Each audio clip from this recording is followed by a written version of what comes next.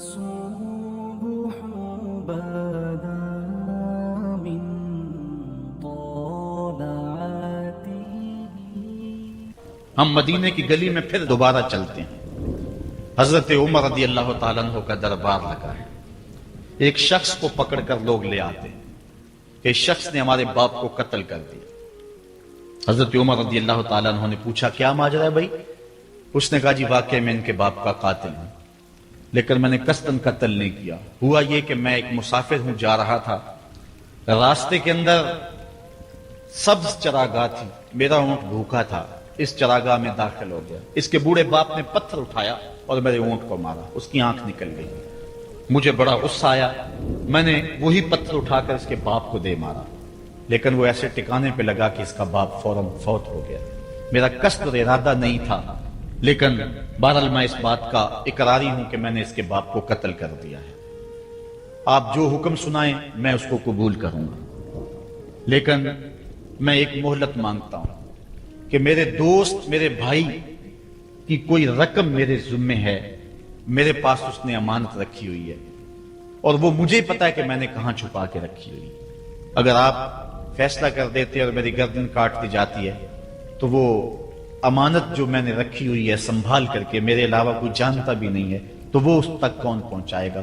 اگر آپ مجھے 3 دن کی مہلت دے دیں تو میں جا کر کے اس کی امانت اس کو واپس کر کے پھر واپس آؤں گا. پھر یہ پھندا پھانسی کا میں اپنے گلے میں ڈلوانے کے لیے تیار ہوں گا. حضرت عمر رضی اللہ تعالیٰ عنہ نے فرمایا کہ کوئی شخص تیری ضمانت دے دے تو ہم تجھے چھٹی دینے کے لیے تیار ہیں. اس نے دائیں بائیں دیکھا، پورے مدینے میں اس کا کوئی شناسہ ہی نہیں تھا، واقف ہی نہیں تھا، ایک اجنبی شخص تھا. حضرت ابو ذر غفاری کھڑے ہو گئے، کہا حضرت عمر میں اس کی ضمانت دیتا ہوں. ضمانت دے دی گئی، وہ چلا گیا.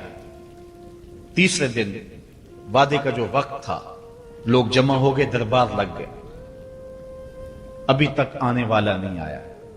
لوگوں نے کہا ابو ذر تو نے غلطی کی ہے، ایک اجنبی کی ضمانت دی اور ابھی تک وہ نہیں آیا.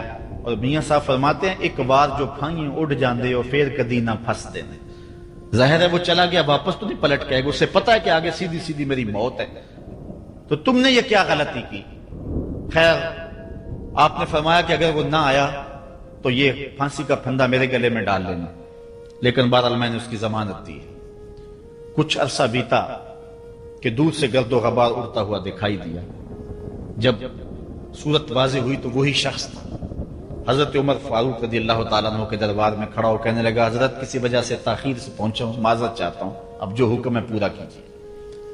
حضرت عمر رضی اللہ تعالیٰ عنہ اس کے پھانسی کے احکامات جاری کر چکے تھے.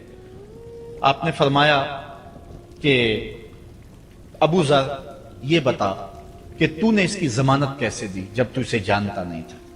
تو سنو حضرت ابو ذر غفاری نے کیا کہا ایک اجنبی میرے محمد کے مدینے میں پناہ مانگ رہا تھا اور اس نے چاروں سمت دیکھا اور کوئی شخص نہیں تھا جو اس کو امان دیتا اور اس کی ضمانت دیتا، تو میں نے اس لیے ضمانت دے دی کہ نہ بھی آیا تو اپنی جان چلی جائے گی.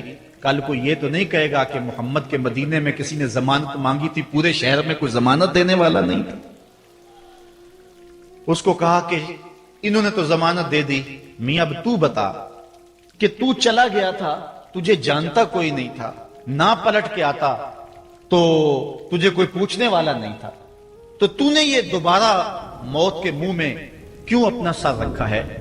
تو اس نے کہا کہ میں نے کہا کہ ایک اجنبی کی ضمانت اس ایسے شخص نے دی ہے جو مجھے جانتا بھی نہیں ہے، اور اگر میں نہ گیا تو لوگ قیامت تک اجنبیوں پر بھروسہ نہیں کریں گے کہ اجنبی یوں سلوک کیا کرتے ہیں. تو حضرت عمر رضی اللہ تعالیٰ عنہ اس کے پھانسی کے احکام جاری کیے. تو جن کے باپ کو قتل کیا تھا وہ بیٹے کھڑے ہو گئے، کہنے لگے تاریخ کی کالک ہم اپنے منہ پہ ملیں گے، ہم بھی اپنے باپ کے قاتل کو معاف کر دیتے ہیں. یہ ہماری تاریخ ہے، یہ ہماری کہانی ہے. لیکن آج ہم کس جگہ پہ کھڑے ہیں اور کیا ہماری صورتحال ہے؟ نہ ہمارا کردار رہا اور نہ ہمارا کوئی تشخص رہا. آج ہم نے اپنا تشخص بھی مٹا کے رکھ دیا. ایک عورت ہے مسجد نبوی میں نماز پڑھنے جاتی ہے. یہ حضرت عمر کے دور خلافت کی کہانی ہے. تو ایک نوجوان راستہ روک کے کھڑا ہو جاتا ہے۔ ایک دن اس عورت نے رک کر کے کہا کہ میں کتنے دنوں سے دیکھ رہی ہوں کہ تم میرے راستے میں مزاحم ہوتے ہو، کیا ماجرا ہے؟ اس نے کھل کے بات کی کہ میں تیرا چاہنے والا ہوں اور تجھے حاصل کرنا میری زندگی کی معراج ہے، اور تیرے لیے آسمان سے تارے بھی توڑنے پڑے تو گریز نہیں کروں گا۔ اس نے کہا اچھا، میری ایک شرط ہے۔ اس نے کہا بتاؤ، جلدی بتاؤ، لب کھولو، میں ابھی پوری کر دوں گا۔ کہا نہیں، چھوٹی سی بات ہے، 40 دن تک حضرت عمر کے پیچھے نمازیں پڑھ لو، اس کے بعد 40ویں دن کی آخری نماز کے بعد اسی وقت میں تمہارا انتظار کروں گی، پھر جدھر کہو گے چل پڑیں گے۔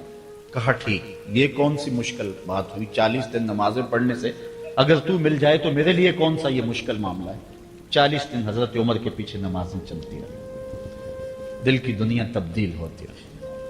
40ویں دن کی آخری نماز کے بعد جب وہ نوجوان واپس پلٹنے لگا تو وہ لڑکی حسب وعدہ وہاں کھڑی تھی، لیکن اس نے دیکھا نہیں، یہ نظر جھکا کے گزر رہا ہے۔ اس نے کہا جانے والے توجہ کر، میں تیرے لیے کھڑی ہوں۔ کہا خیر سے کھڑی رہو۔ عمر نے دل کا تعلق رب سے جوڑ دیا۔ اگر میرے پیچھے ایک بندہ 40 سال نماز پڑھتا رہے اور اس میں تبدیلی پیدا نہ ہو تو پھر مجھے شرم آنی چاہیے کہ نہیں آنی چاہیے؟ یار یہ تو میں ایک امام کی بات سنائی ہے، آؤ تمہیں دلی کے ایک مانگت کی کہانی سناؤ۔ دلی کی جامع مسجد کی سیڑھیوں پہ ایک مانگنے والا بیٹھا ہوا ہے۔ ایک بہت بڑا انگریز افسر مسجد کی وزٹ کے لیے آیا، اس نے ہاتھ پھیلا دیا، اس نے اپنی جیب سے پرس نکال کر کے چند روپے اس کی جیب میں رکھے، دوبارہ جب پرس ڈالنے لگا تو پرس گر گیا۔ اس مانگنے والے نے وہ پرس اٹھا کے سنبھال لیا۔ خیر کچھ وقت گزرا، 1 سال کے بعد دوبارہ وہی افسر اس مسجد کی زیارت کے لیے، مسجد کو دیکھنے کے لیے، سیر کے لیے دوبارہ آیا تو فقیر نے پہچان لیا کہ یہ وہی ہے۔ اس نے کہا بابو جان ذرا 2 لمحوں کے لیے رکنا۔ کہا کیا ماجرا ہے؟ کہا بس 2 لمحوں کے لیے۔ دوڑ کے گیا، اپنی کٹیا سے وہ پرس نکال کے لے آیا اور اس کے ہاتھ میں کہا کہ پچھلے سال آپ آئے تھے، آپ کا یہ پرس گر گیا تھا آپ کی جیب سے، میں ڈھونڈتا رہا لیکن آپ نہیں مل پائے، میں نے سنبھال کے رکھا تھا کہ شاید دوبارہ کبھی ملیں تو میں ان کو دے دوں گا۔ اس کی آنکھیں پھٹی کی پھٹی رہ گئی۔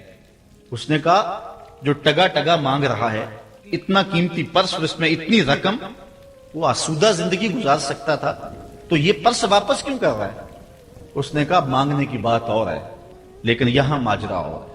اس نے کہا کیا ماجرا ہے؟ اس نے کہا کہ اگر تیرا پرس میں سنبھال لیتا، رکھ لیتا، کام آ جاتا، 4 دن کی زندگی عیش سے گزر جاتی، لیکن مسئلہ یہ نہیں ہے، مسئلہ یہ ہے تو عیسائی ہے اور میں حضور کا غلام ہوں۔ کل قیامت کے دن اگر تیرے نبی حضرت عیسیٰ نے میرے نبی کے سامنے شکایت لگا دی کہ آپ کے امتی نے میرے امتی کا پرس چرایا تھا، تو پھر میرے نبی کو تیرے نبی کے سامنے شرمندگی اٹھانی پڑے گی۔ تو میں مانگت ضرور ہوں، بے غیرت نہیں ہوں کہ اپنے نبی کو تیرے نبی کے سامنے شرمندہ کروں۔ یہ تو مانگتوں کی کہانی ہے، آج تو بادشاہ لوٹ رہے ہیں، آج تو پیٹ بھاری نہیں رہے ہیں اور ہم کہتے ہیں ٹکڑے ٹکڑے کر دیں گے، یہ زبانی دعوے ہیں، جمع خرچ ہیں۔ ایسا نہیں ہوگا، آؤ اپنے اندر تبدیلی پیدا کریں۔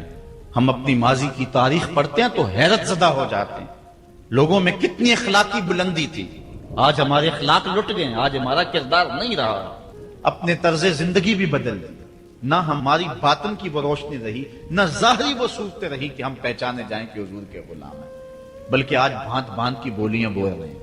اقبال نے کیا کہا تھا؟ اپنی ملت پر قیاس اقوام مغرب سے نہ کر، خاص ہے ترکیب میں تجھے قوم رسول ہاشمی۔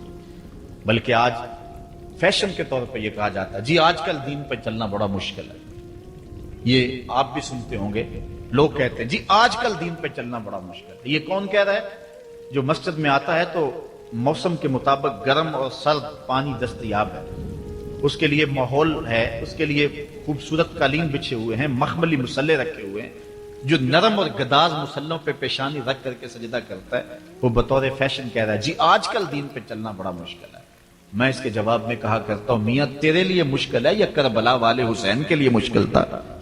انہوں نے تو نہیں کہا کہ دین پہ چلنا مشکل ہے، تیرے لیے مشکل ہے دین پہ چلنا، یہ حضرت بلال حبشی کے لیے مشکل تھا، جنہوں نے تپتی ہوئی ریت پہ سجدے کیے، گلے میں رسا ڈال کر کے گھسیٹا گیا، اور انہیں پاؤں میں زنجیریں ڈال کر کے مکے میں کھینچا گیا، ہاتھوں اور پاؤں میں میخیں ٹھونک دی گئی، چکی پسرائی گئی، لیکن بلال ہیں کہ آگے مسکرا رہے۔ کسی نے گزرتے ہوئے کہا بلال عجیب تماشا ہے، عجیب کہانی ہے کہ وہ تمہیں مار رہے ہیں اور تم آگے سے مسکرا رہے ہو۔ تو سنو حضرت بلال نے کیا جواب دیا۔ حضرت بلال فرمانے لگے میاں تم جاؤ نا بازار میں مٹی کا برتن بھی خریدنے، تو اس کو بھی ٹھونک بجا کے دیکھتے ہو کہیں کچا تو نہیں ہے، اس کی آواز تو خراب نہیں ہے۔ کہا تم تو مٹی کا پیالہ بھی خریدو تو ٹھونک بجا کے دیکھتے ہو کہیں کچا تو نہیں ہے، میرا مالک مجھے خرید رہا ہے، دیکھ رہا ہے بلال کہیں کچا تو نہیں ہے۔ میں کہتا ہوں مالک کھال ادڑ بھی جائے گی، حق حق کی آوازیں ختم نہیں ہوں گی۔ زخم پہ زخم کھا کے جی خون جگر کے گھونٹ پی، آہ نہ کر لبوں کو سی یہ عشق ہے دل لگی نہیں۔ تو یہ ایک دین گریزی ہے، یہ عمل گریزی ہے۔ جی آج کل بڑا مشکل ہے، پہلی بات ہے مشکل ہو بھی تو ہمارے پاس کوئی دوسرا آپشن موجود نہیں ہے۔ ہم ان لوگوں کی کہانیاں بھول سکتے ہیں کہ جنہوں نے اس دین کے راستے کے اندر دکھ بھی سہے، ان کو ٹکڑے بھی کر دیا گیا، ان کو 2 اونٹوں کی پچھلی ٹانگوں سے باندھ کر کے 2 ٹکڑوں میں بانٹ بھی دیا گیا، لوہے کی کنگھیوں سے بدن چھیدے بھی گئے، ہڈیاں توڑی بھی گئیں، آگ میں ڈالا بھی گیا، جلتے اور کھولتے تیل میں پھینکا گیا، لیکن انہوں نے رب کا نام نہیں چھوڑا، رسول کا نعرہ نہیں چھوڑا۔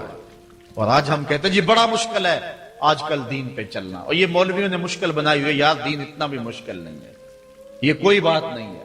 ہم سر سے لے کر پاؤں تک اسلام میں داخل ہوں، یہ ہمارے رب کا ہم سے یہ تقاضا ہے، یا ایھا الذین آمنوا ادخلوا فی السلم کافہ، اے ایمان والو دین میں پورے پورے داخل ہو جاؤ، پورے پورے داخل ہو جاؤ۔ تمہاری وضاقتہ، انداز زندگی، طرز معاشرت یہ بتائے کہ تم حضور کے غلام۔ جو غیروں کے طرز زندگی کو اپنا رہا ہے اور ان کو جو ہے وہ پسند کر رہا ہے، وہ سوچے اپنے اندر اترے اور مت کسی کے دھوکے میں رہے۔ میں کہتا ہوں آج اگر کوئی یہ میٹرک پڑھے لڑکے بھی یہ سکول کھول لیتے ہیں گلی میں محلے میں، 200 بچے لے کر کے بیٹھ جاتے ہیں اور ان کو بھی ایک باقاعدہ یونیفارم دیتے ہیں، اس طرح کی ٹائی ہوگی، اس طرح کی شرٹ ہوگی، اس طرح کے بوٹ ہوں گے، گرمیوں میں اس طرح کا لباس ہوگا، سردیوں میں اس طرح کا لباس ہوگا۔ کبھی کسی نے نہیں کہا کہ یہ کیا قدغن لگاتے ہو؟ جس طرح کا بچہ لباس پہننا چاہے اس کو آزادی ہونی چاہیے، یہ کیا تم نے ایک خاص لباس متعین کر دیے؟ کہتے ہیں جی ان کا نظام ہے نا، ایک سکول ہے اور یونیفارم ہے اس کا، یار ایک پرائمری سکول کا بھی یونیفارم ہوتا ہے، تو کیا محمد عربی کے دین کا کوئی یونیفارم نہیں ہے؟ حضور علیہ الصلوۃ والسلام کی زندگی، حضور علیہ الصلوۃ والسلام کے شب و روز اور حضور علیہ الصلوۃ والسلام کا انداز معاشرت، حضور کی وضاقتہ، حضور کا لباس، یہ اپناؤ اور یہی زندگی کا حسن ہے۔ اسلام کے حوالے سے معذرت خواہانہ رویہ ترک کر دینا چاہیے ہمیں۔ اور آج ہمارے جو ہے وہ محراب و منبر کے جو وارثین ہیں انہوں نے بھی مسالت کر لی ہوئی ہے، جو کوئی بات نہیں ہے۔ اسلام صرف زبان سے اسلام کہہ دینے کا نام نہیں ہے، چمی گوہم مسلمانم بلرزم کہ دانم مشکلاتے لا الہ۔ جب میں کہتا ہوں میں مسلمان ہوں تو کانپ جاتا ہوں، اس لیے کہ لا الہ الا اللہ کے تقاضوں کو سمجھتا ہوں۔ جب بیعت عقبہ ثانیہ ہوئی ہے تو حضرت اسد بن زرارہ کھڑے ہو گئے، جب صحابہ حضور سے بیعت کرنے لگے اور 70 تعداد تھی ان کی، تو حضرت اسد بن زرارہ خزرجی کھڑے ہو گئے اور ان کو کہا کہ اے انصار، ان سے بیعت کرنے سے قبل سوچ لو، یوں ہی بے توجہی میں ہاتھ نہ بڑھا دینا، بے خبری میں یوں ہی ایسے ہی ہاتھ نہ بڑھا دینا، پہلے سوچ لو۔ بیعت کرنے کا مقصد یہ ہے تمہیں جو ہے وہ وقت کے جبر کے ساتھ پورے عرب کے ساتھ ٹکر لینا ہوگی، جو بھی کفر کے نظام کا حصہ ہے تم اس کے ساتھ ٹکراؤ کرنا ہوگا، اور حتیٰ کہ تمہاری کھال بھی ادھیڑ دی جائے گی، سخت تلواروں سے تمہارے کلیجے چبائے جائیں گے، اگر تم اس کے لیے تیار ہو تو پھر آؤ بیعت کرو۔ یہ نہیں ہے کہ بس تم کہہ لو کہ ہم مسلمان اور بس کافی ہے، نہیں، چمی گوئے مسلمانم بلرزم کہ دانم مشکلاتے لا الہ۔ آج ہمیں اس سمت بھی آنے کی ضرورت ہے، اس انداز سے دیکھنے کی ضرورت ہے کہ ہم سر سے لے کر پاؤں تک اسلام کے سانچے میں آئے۔ ہمارے اصلاح کے حوالے سے ایک اہم پوائنٹ جس پر میں آپ کی توجہ دلانا چاہتا ہوں وہ یہ ہے کہ فرائض و واجبات کو ترجیحی بنیادوں پہ رکھیں۔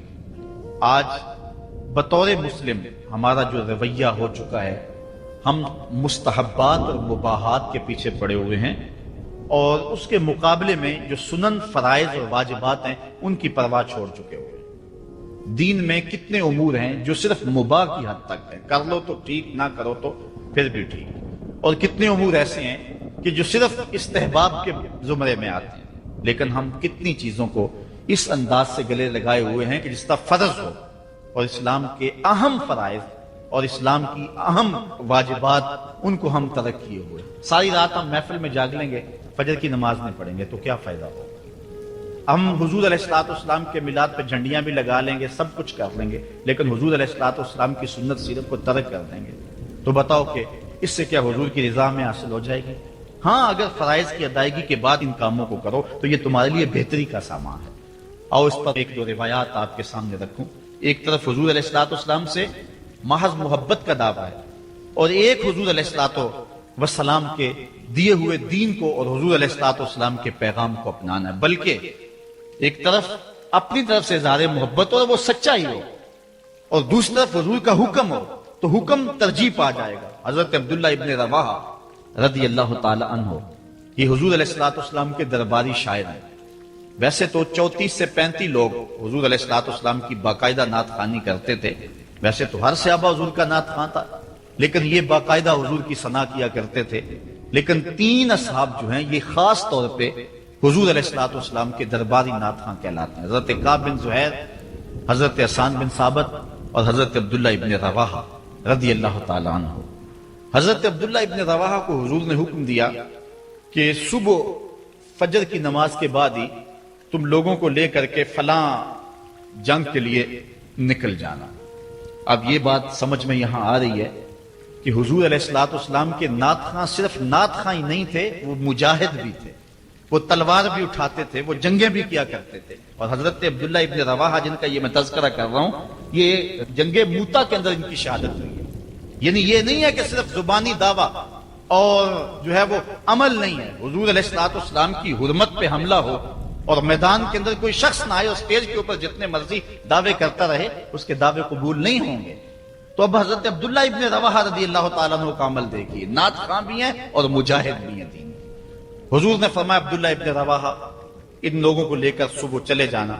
حضرت عبداللہ ابن رواحہ کے پاس تیز رفتار گھوڑا تھا. آپ نے سب لوگوں کو صبح رخصت کر دیا, لیکن خود رک گئے اس لیے کہ دن تھا جمعے کا. سوچا کہ دوبارہ پتہ نہیں حضور سے ملاقات ہو نہ ہو, جنگ پہ جا رہے ہیں, حالات کیا ہوں, اس لیے میں بعد میں تیز رفتار گھوڑے سے ان لوگوں کے ساتھ مل جاؤں گا, رک جاتا ہوں تھوڑی دیر, حضور کے پیچھے جمعہ المبارک کی نماز ادا کر لیتا ہوں, یہ اعزاز بھی مل جائے اور وہ حکم تھا وہ بھی پورا ہو جائے. تو حضرت عبداللہ ابن رواحہ رضی اللہ تعالی عنہ نے نماز جمعہ ادا کی. حضور علیہ الصلوۃ والسلام نے فرمایا, اے عبداللہ بن رواحہ, میں نے تو تمہیں حکم دیا تھا کہ صبح تم چلے جانا, لیکن تم یہاں موجود ہو. عرض کی حضور, میں نے یہ عزم کیا ہے کہ میں ان کے ساتھ شامل ہو جاؤں گا, لیکن رکا اس لیے ہوں تاکہ آپ کے ساتھ جمعہ المبارک پڑھنے کی سعادت حاصل کر لوں. اب یہ سعادت چھوٹی نہیں تھی. حضور علیہ الصلوۃ والسلام کی اقتداء میں نماز, اور وہ بھی نماز جمعہ, کتنی بڑی سعادت ہے. لیکن حضور نے کیا فرمایا سنیے, اور اس مختصر سی بات سے بہت کچھ سمجھیے. حضور نے فرمایا, لو انفقت ما فی الارض جمیعا ما ادرکت فضل غدوتہم. اے ابن رواحہ, اگر تو ساتھ اس کے ضمن میں اگر جو ہے وہ محبت کے مظاہر بھی سامنے آ جائیں تو اس میں کوئی قباحت نہیں ہے. اور اس پر روایت حضرت عبداللہ بن قراد رضی اللہ تعالی عنہ سے, اور یہ صحیح بخاری میں موجود ہے, کہ آقا کریم علیہ السلام نے وضو فرمایا, اور وضو کا پانی زمین پر صحابہ گرنے نہیں دیتے, اپنے منہ پہ اور اپنے چہروں پہ مل لیتے ہیں. تو آقا کریم علیہ السلام نے فرمایا, ما یحملکم علی ھذا, صحابہ تمہیں اس بات پر کس شے نے ابھارا ہے, میرے وضو کے پانی کو جو تم زمین پر نہیں گرنے دیتے, تو اس کا سبب کیا ہے؟ تو حضرت عبد الرحمن بن قراد کہتے ہیں کہ صحابہ نے کہا, قالوا حب اللہ ورسولہ, اللہ اور اس کے رسول کے پیار نے ہمیں اس بات پہ ابھارا ہے. تو حضور علیہ الصلوۃ والسلام نے جو ارشاد فرمایا, اس عمل سے نفی نہیں کی, لیکن ساتھ حضور نے فرمایا, جو چاہتا ہے اللہ اور اس کا رسول اس سے پیار کرے, اور وہ اللہ اور اس کے رسول سے پیار کرے, اسے 3 چیزوں کا خیال رکھنا چاہیے. ایک, جب بھی بولے سچ بولے, اور جب بھی اس کے پاس کوئی امانت رکھے تو امانت کو ادا کرے, اور اپنے ہمسایوں کے ساتھ حسن سلوک کرے. یعنی اگر وہ اس مظاہرہ محبت میں شامل ہو گیا اور حضور کے وضو کا پانی اس کے ہاتھ سے مس ہو گیا اور اس نے برکت سے اپنے منہ کے ساتھ مل لیا ہے, تو اس کا یہ مطلب نہیں ہے کہ جو باقی اعمال ہیں ان سے ان کو چھٹی مل گئی. یہ مفہوم ہے اس حدیث کا. اگر کوئی بندہ محفل میلاد منعقد کر لیتا ہے, دیگر امور مستحبات کی ادا کرتا ہے, تو اس کا یہ مطلب نہیں ہے کہ اب نماز نہ پڑھے اس کو کوئی پرواہ نہیں ہے، وہ بخشا گیا ہے. جس طرح کہ آج کل ہمارے ثنا خان جو ہے تاثر دیتے ہیں کہ جو محفل میلاد میں آ گیا وہ بخشا گیا. اللہ تعالیٰ چاہے اس کے لیے کوئی مشکل نہیں ہے، لیکن جو دین ہے اس دین کو ہلکا کرنے والی بات ہے. بلکہ آج کل تو ممبر و محراب پر جنت اور دوزخ کا مذاق اڑایا جا رہا ہے. ایک بندہ کہہ رہا ہے کہ ہوئے تو کیڑی جنت دا کرنا ہے تذکرہ. میں نے کہا میاں اسی جنت کا جس جنت کے لیے حضور لمبے لمبے ہاتھ اٹھا کے دعا مانگا کرتے تھے اور فرماتے جب اللہ سے مانگو تو جنت الفردوس مانگو. اور ایک بولا کہ مجھے دیکھ کر جہنم کو بھی آئے پسینہ. ہمارے استاد فرمایا کرتے تھے بیٹے تیرے منہ میں آج طوطی بولتا ہے جو مرضی کہہ لے، یہ تو کل قیامت کے دن پتا چلے گا کہ پسینہ کس کو آتا ہے، تجھے آتا ہے یا جہنم کو آتا ہے. ایک بولا کہ قبر دا خوف دے دے کے لوکی مینو ڈرانے نے. لوگ کون ہے ڈرانے والے؟ تبشیر اور تنذیر یہ نبی کا منصب ہے. نبی کی شان ہے مبشر اور نذیر، یہ نبی کی شان ہے. حضور نے ڈرایا بھی ہے، حضور نے بشارت بھی دی ہے. لیکن اس بات کا منبر پہ بیٹھ کر کے تمسخر اڑایا جا رہا ہے اور لوگوں کو بے عملی کی طرف لے جایا جا رہا ہے. اس لیے آپ اس بات پہ غور کریں، اس بات پہ توجہ کریں. دولت، شہرت، عزت، آبرو کیا اس دنیا کی سب سے بڑی دولت ہے. جو مل جائے تو اس پر بہت زیادہ شکر کرنا چاہیے. تو آئیے قرآن کھولیے، سورہ المومنون ہے. ارشاد فرمایا قد افلح المؤمنون، فلاح انہوں نے پائی جنہیں ایمان نصیب ہوا. تو اس کائنات میں سب سے بڑی نعمت جو حضرت انسان کو دی گئی ہے وہ دولت ایمان ہے. قیامت کے دن سب سے بڑی نعمت جو مومنین کو دی جائے گی وہ دیدار الہی ہوگا. تو جو آخرت میں دیدار الہی سے محروم ہو گیا اور دنیا میں ایمان سے محروم ہو گیا وہ حقیقی محروم ہے. ایک شخص چرخ میں اڑتا ہے، ہواؤں میں جھومتا ہے، جھولتا ہے، ہر دولت اس کو میسر ہے، عزت شہرت اس کی باندھی ہے، وقار تکریم اسے حاصل ہے، دنیا جانتی ہے، زمانہ سے لوٹ کرتا ہے، جو چاہتا ہے وہ ہو جاتا ہے، ہر عیش و عشرت میسر ہے، لیکن اس کے سینے میں ایمان کا چراغاں نہیں، کوڈی مول نہیں ہے اس کا. اور ایک شخص جھونپڑے میں رہتا ہے، کھانے کے لیے کبھی مل جاتا ہے کبھی نہیں بھی ملتا، دنیا اسے پہچانتی بھی نہیں ہے، وہ معروف شخص بھی نہیں ہے، لیکن اس کے سینے میں ایمان کا چراغاں ہے، وہ خوش نصیب شخص ہے. میرے حضور کا ایک فرمان سنیے. حضور نے فرمایا میرے دوستوں میں سے قابل رشک دوست وہ ہے. حضور نے فرمایا میرے دوستوں میں سے جس کو حضور دوست کہیں اس کی تو پھر قسمت پہ ناز کرنا چاہیے. کہا میرے دوستوں میں سے جو قابل رشک دوست ہے وہ ہے جس کا سامان دنیا تھوڑا ہے، نمازیں زیادہ ہیں. جب وہ چلتا ہے تو اس کی طرف اشارہ بھی نہیں ہوتا، یہ فلاں صاحب جا رہے ہیں. کوئی ایسا معروف شخص نہیں، کوئی بہت عہدہ ساتھ نہیں لگا ہوا کہ جب چلے تو لوگ کہیں یہ فلاں جا رہے ہیں. اللہ اکبر. پھر میرے حضور نے فرمایا کہ ثم نقد بیدہ، حضور نے ہاتھ سے چٹکی بجائی، ثم نقد بیدہ، ہاتھ سے چٹکی بجائی، اور پھر فرمایا اس کو موت بھی ایسے ہی آئی، اس کو موت بھی ایسے ہی آئی. پھر فرمایا قلت بواکی ہے، اس کو رونے والے بھی تھوڑے ہی تھے، اس کو رونے والے بھی زیادہ نہیں تھے. قلت تراثہ، اس کی وراثت بھی بہت لمبی نہیں نکلی. فرمایا میرے دوستوں میں قابل رشک دوست دیکھنا ہے تو یہ اس کا جنازہ جا رہا. تو ہماری سب سے بڑی دولت ایمان کی دولت ہے، نمازوں کی دولت ہے، شرافت کی دولت ہے. یہ دولتیں ہمیں جمع کرنی چاہیے. سویر سے لے کر شام تک دونوں ہاتھوں سے ہم امیر بننے کی دوڑ میں لگے ہوئے ہیں، کوشش کر رہے ہیں دولت جمع ہو جائے، دونوں ہاتھوں سے اکٹھی کر رہے ہیں، امیر بن جائیں، دولت مند بن جائیں. خیال ہے کہ اگر دولت بہت ساری ہوگی تو سکون ملے گا. جب مل جاتی ہے دولت تو پھر سکون نہیں ملتا، کہتے ہیں کچھ اور حاصل ہو تو سکون ملے گا. ساری زندگی اس دوڑ میں گزر جاتی. جس طرح دنیا کی دولت جمع کرنے کے لیے دوڑ لگاتے ہو، شرافتیں جمع کرنے کے لیے دوڑ لگاؤ، نجابتیں حاصل کرنے کے لیے دوڑ لگاؤ، سجدوں کی کثرت حاصل کرنے کے لیے دوڑ لگاؤ، صالح اعمال جمع کرنے کے لیے دوڑ لگاؤ۔ خوش نصیبی ہے، ہاں اپنے بچوں کے لیے کاروبار بھی کرو، رزق بھی کماؤ، دولت ضرورت کی تمہیں ہونی چاہیے تمہارے پاس، لیکن فرض کرو اگر نہیں بھی ہے تو اتنی بھی ٹینشن لینے کی ضرورت نہیں ہے، جو میسر ہے اس پہ راضی رہو۔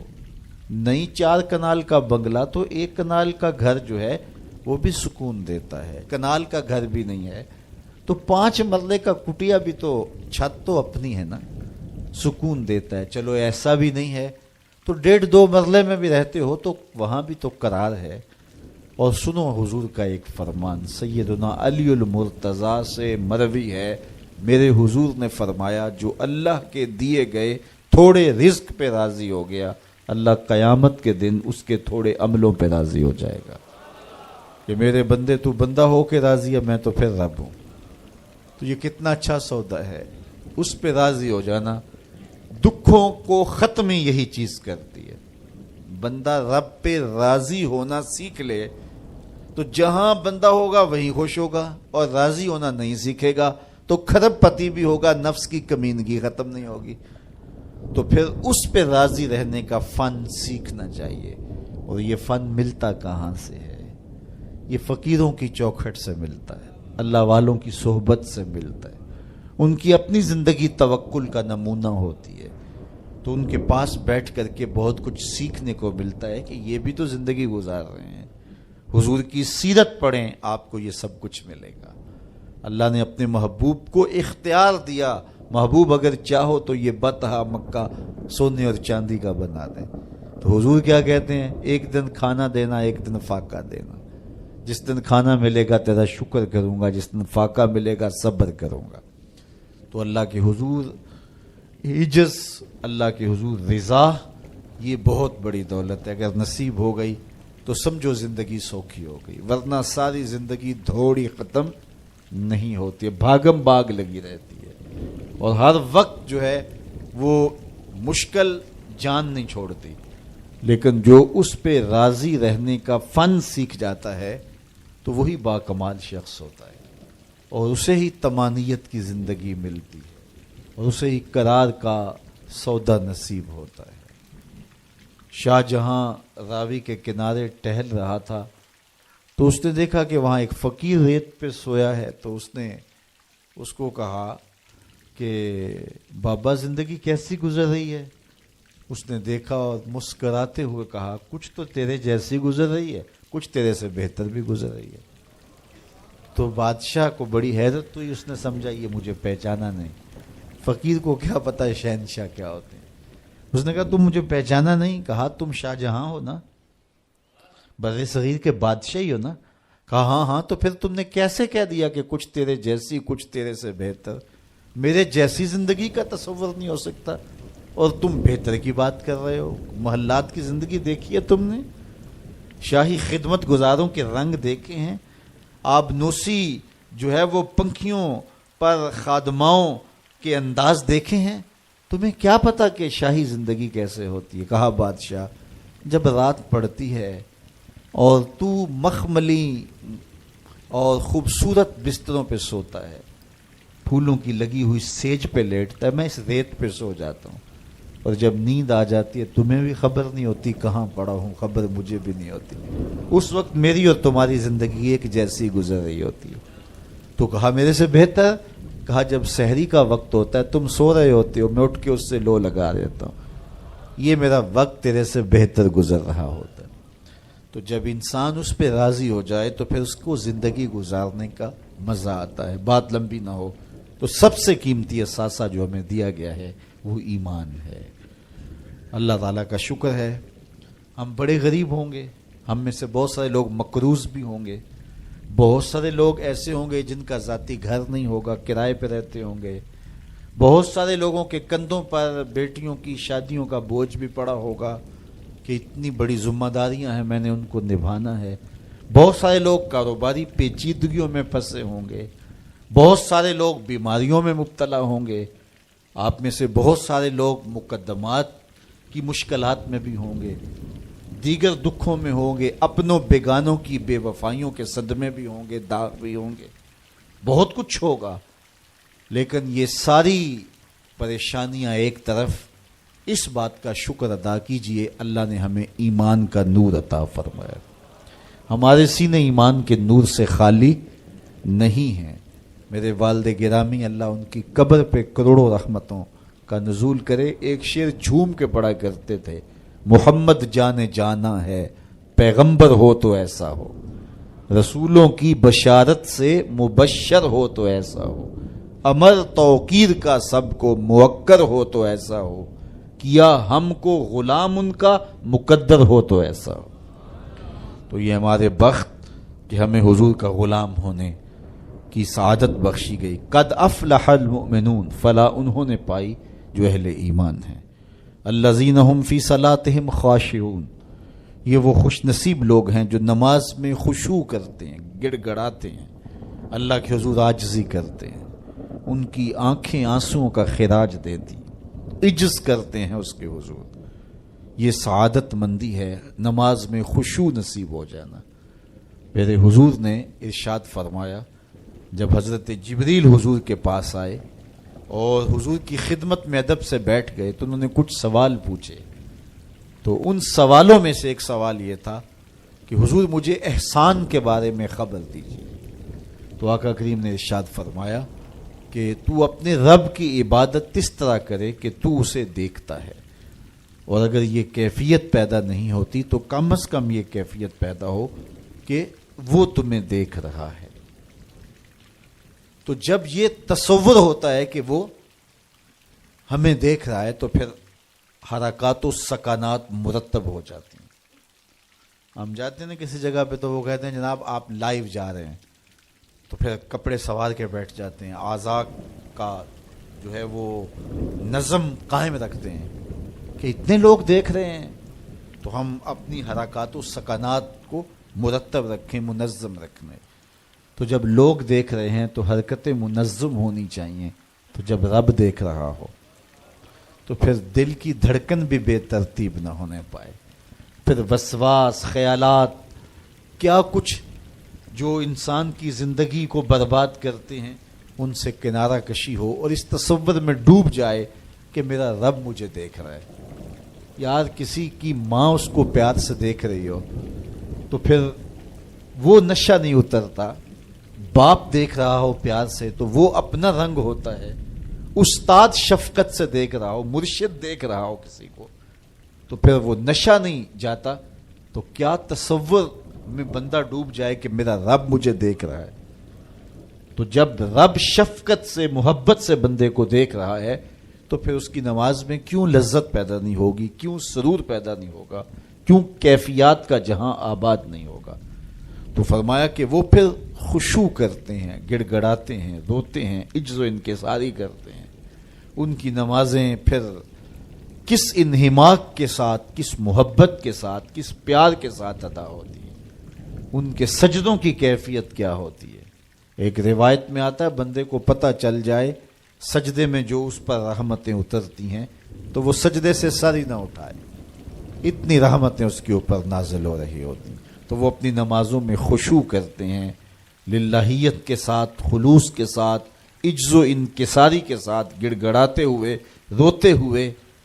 اللہ اکبر۔ حضور علیہ الصلوۃ والسلام جب نماز پڑھتے تھے تو ایسے لگتا تھا جس طرح حضور کے سینے میں ہنڈیا پک رہی ہے، اس طرح حضور علیہ الصلوۃ والسلام کا جو سینہ اطہر خوف خدا سے، خشیت الہی سے جو ہے وہ اس طرح حضور کے سینے کی کیفیت تھی، ہنڈیا کے ابلنے کی جس طرح آواز ہوتی ہے۔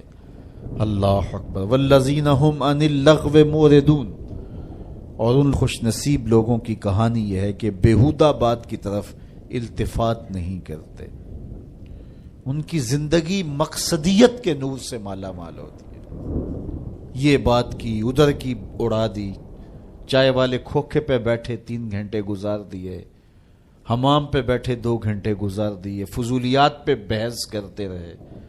ان کی زندگی اتنی فضول ہوتی ہے کہ وہ بیہودہ کاموں پہ وقت لگا دیں. وقت تو سب سے قیمتی اثاثہ ہے. قیمتی اثاثہ، سب سے قیمتی کمائی.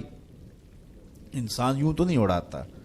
تو سب سے قیمتی اثاثہ جو ہمیں دیا گیا وہ وقت.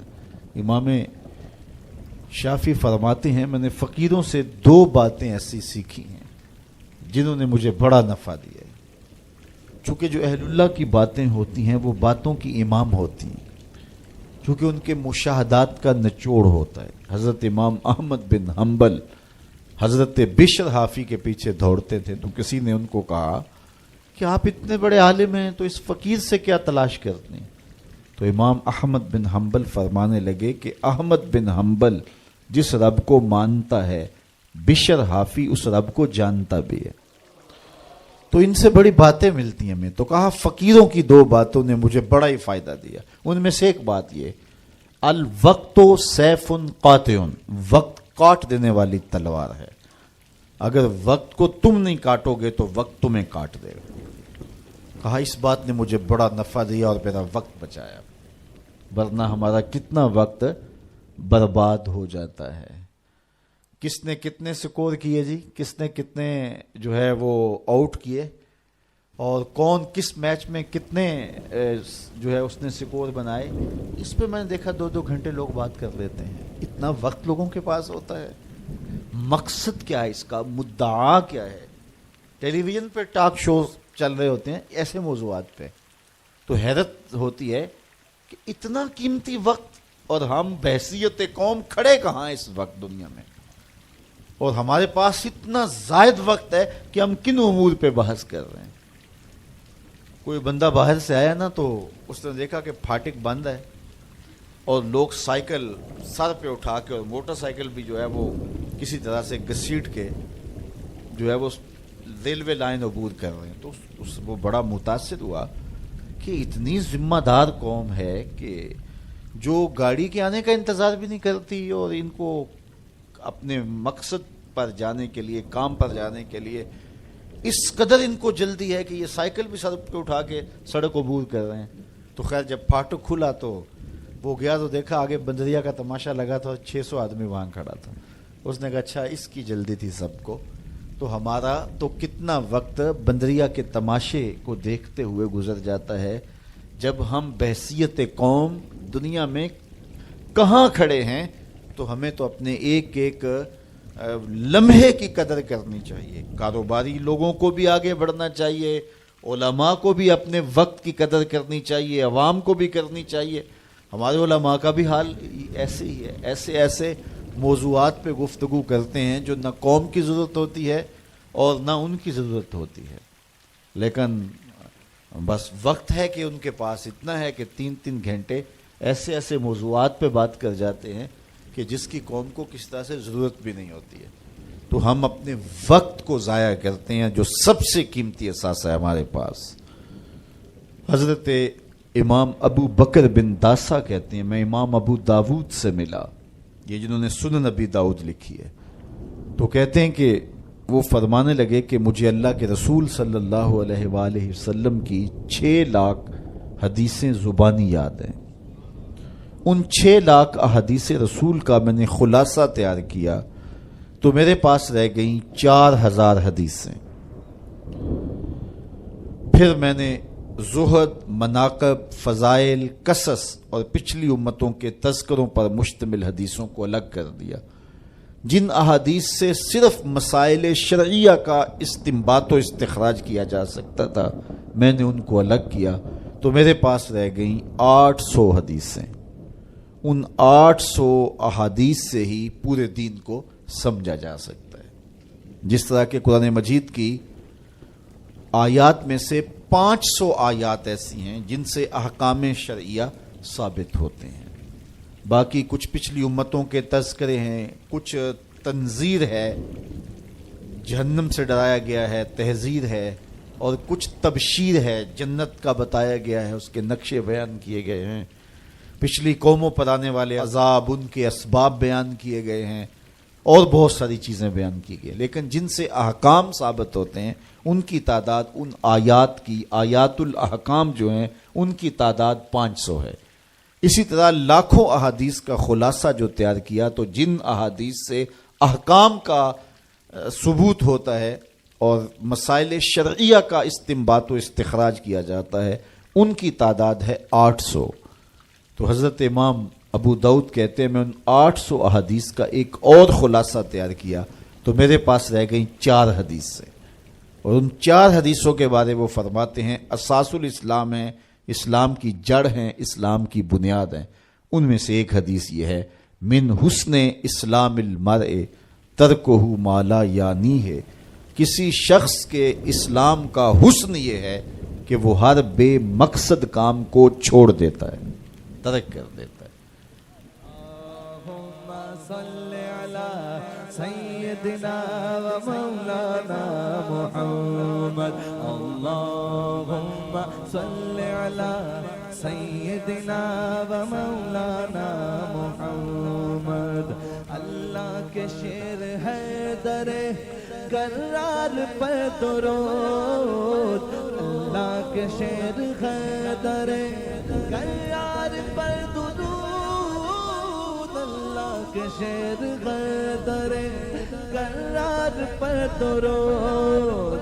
حضرت حسن حسین کے کردار پر درود، اللہم صلی علی سیدنا و مولانا محمد وعلی سیدنا علی و سیدتنا فاطمہ و سیدتنا زینب و سیدنا حسن و سیدنا حسین وعلی آلہ و صحبہ و بارک وسلم۔ زینب کی بارگاہ میں